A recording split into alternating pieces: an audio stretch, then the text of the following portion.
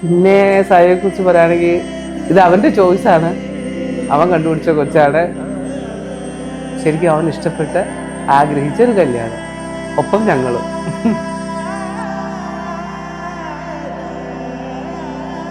രണ്ട് മക്കള്, ഞങ്ങൾക്കിപ്പോൾ ഒരു മോനും കൂടെ ഉണ്ട്. ആയുരാരോഗ്യ സമൃദ്ധിയോടെ സ്നേഹം, സന്തോഷം, സമാധാനം, സംതൃപ്തി, ആരോഗ്യം എല്ലാം അവർക്ക് എന്നും ഈശ്വരൻ നിറച്ചു കൊടുക്കട്ടെ.